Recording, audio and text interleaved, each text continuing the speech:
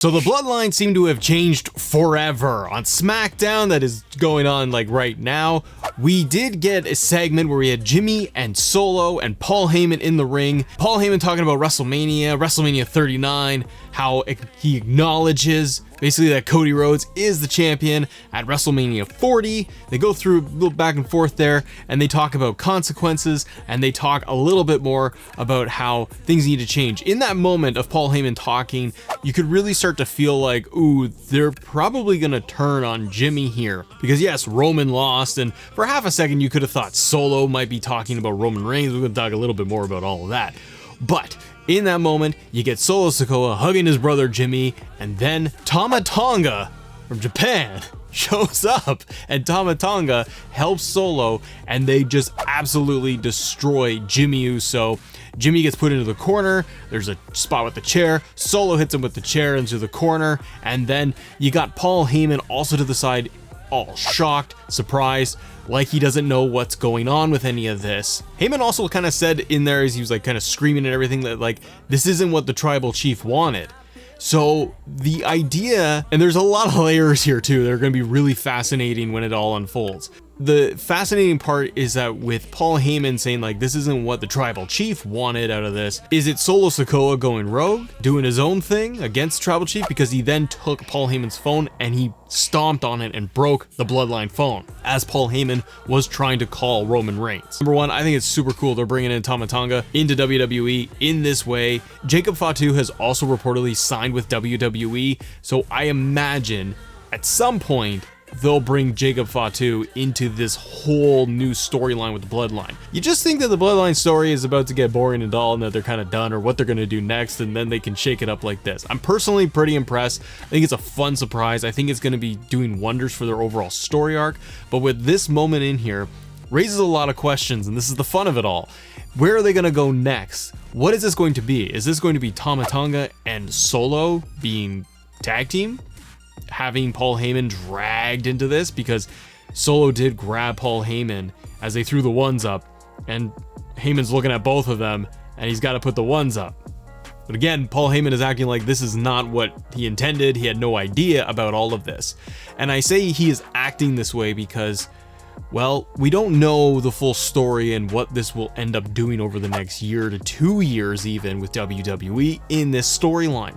Because to me, on paper, I look at this and say, Tama Tonga comes in, he's siding with Solo, they act almost like mercenaries, which is really cool and kind of what I wanted the Bloodline to be doing, and it all could actually be conducted and manipulated and brought together by The Rock. And that could include or not include Paul Heyman. Paul Heyman and Roman Reigns could be on the outside, looking in at all of this, not aware of Tama Tonga coming in, and presumably Jacob Fatu later on, he will come in as well and join the Bloodline, or this new version of the Bloodline. Jimmy Uso is going to be out now, and hopefully they take him out like in an injury angle almost and keep him off TV. This could later set up the Bloodline Civil War kind of part 2, where you could end up having Tama Tonga and Solo going up against Jimmy and Jay and reform them as a tag team, but now as baby faces. You could go down that path too. So many different angles here, but with The Rock, I can totally see it being one of those things where this starts and kickstarts the entire story of Rock versus Roman as the first kind of thread. He acknowledged The Rock on SmackDown, saying that he is going to be waiting for him, that he's going to be right there waiting when The Rock comes back. So in the meantime, you need to keep this aura of The Rock, of the final boss in there, and you also want to keep the aura and the mystique going of Roman Reigns, as both of them kind of always around, even though they're not physically on TV. And I do think you need to keep Roman Reigns off TV for several months. Let him go away for a bit, but this will probably turn Roman Reigns face, depending on how they do this. They could make it as simple as just Roman Reigns is hiring these guys, bringing in more members of the family to get things done, and Roman becomes even more aggressive as a heel. But it feels much more likely that this is going to be done by the final boss, because he has credence. The Rock can sit there and say he pinned Cody Rhodes at WrestleMania in the tag match. Roman couldn't get it done on night 2 with all of the other with everybody else in there, and then you had all the shenanigans and everything that went down. Roman couldn't get it done. So now it's the final boss's turn to take charge. And this is where Roman and Paul Heyman could be looking on the outside, not knowing that all these things are going down, and The Rock is making these moves without him. So it is that tribal chief versus the final boss thing, and who's really in charge of all of this. I love the idea and the storyline of you having like mercenaries in the bloodline that go way too far, that Solo, Tama Tonga, and maybe Jacob Fatu just keep going further and further, pushing things like The Rock does, where he's way more aggressive and not just waiting around to take action. So I think that down the road, you could end up with a really cool storyline of Roman Reigns, Jimmy and Jay reunite as the bloodline, and they go up against Solo, Tama Tonga, and Jacob Fatu. You could do that, and having that 3-on-3, and have them lose, so that you create this new menacing bloodline run by The Rock, and that takes even longer for the story to keep going, and that can get them all the way to WrestleMania. So you're having this full bloodline family war going on, but an even bigger scale. You brought in even more members of the family. It could go to like Survivor Series, where you're gonna do a 3-on-3. There's a lot of cool options in there, but I do suspect that this is the very first story thread of what they are going to lead to down the road. Because to me, I think you do end up with maybe Cody versus The Rock at SummerSlam, or you do Cody versus Roman at SummerSlam. Because if Rock can't come back, SummerSlam is pretty close. It's WrestleMania just happened, but it's only a few months away, and The Rock could be gone for a lot longer, like Survivor Series. And if you're going to bring Roman back, Roman coming back at SummerSlam, meanwhile dealing with this whole family dynamic, could be really cool, because it could be that Roman doesn't really want any of this, and it's all the decisions by The Rock, but he's going to get that rematch with Cody.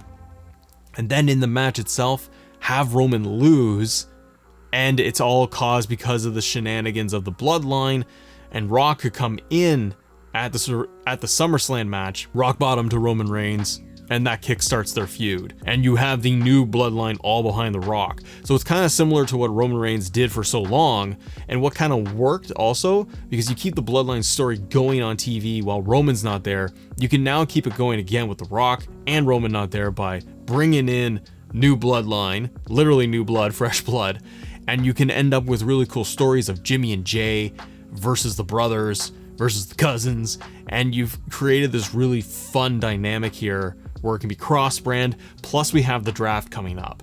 You could end up seeing, if they want to play with the draft being kind of like an actual draft where they don't cross brands, you could end up with everybody on SmackDown, for example. Move Jimmy and Jay, and they go where the bloodline goes, and they all kind of end up on the same brand. If you do that, then you got that full story kind of waiting there to be touched on. You can even get them involved down the road into the tag titles. You could have Solo and Tama Tonga pick up a tag title. They want to be SmackDown tag champs. Then you can have them go up against Jimmy and Jay if they reunite. Those two, that tag team match, that could be killer for like SummerSlam. And you're going to be dealing with this whole bloodline story. But this new version, and Tama Tonga coming in as kind of a silent mercenary killer, and then bring in Jacob Fatu maybe in like a month. Because the thing is too, you don't want to hotshot this.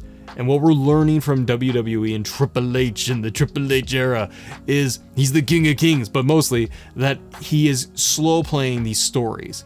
And I think that they hopefully have an idea of where they're going to go with this new bloodline story. Hopefully it's going to be very interesting, and they don't kind of peter out. Because one of the concerns I have, and this was the problem after like Sammy's arc finished for that story, after Sammy was done, it really felt like I was waiting around for WrestleMania to kick in with Cody, and there's several months there of just spinning their wheels for the bloodline. But this does inject new interesting stories, new dynamics, and if you're going to bring in Jacob Fatu into all of it, I do think you wait a while. I think you need to establish Tama Tonga. Who is he? Because we know, but the casual fans see another guy running in who's siding with the bloodline. You need to establish him. So you need to see him get in matches, squash some people, work with Solo. Does he get on the mic at all? We don't know. And also Paul Heyman's position in all of this. Because now I'm interested to see what Paul is going to do next week if he shows up. Because he feels like in that segment he is dragged into this whole story. This isn't what he wanted. He didn't know anything about it, which tells me that it's all due to The Rock. But Paul Heyman could be messing with everybody. Because what they could be doing is Paul Heyman is playing into all of it, and it's all being pulled by The Rock. And The Rock is forcing Paul Heyman maybe to be his wise man. And that Roman then has to be on his own. And Paul could be screwing Roman over. I think it's more likely they stick together. And if you had like kind of a...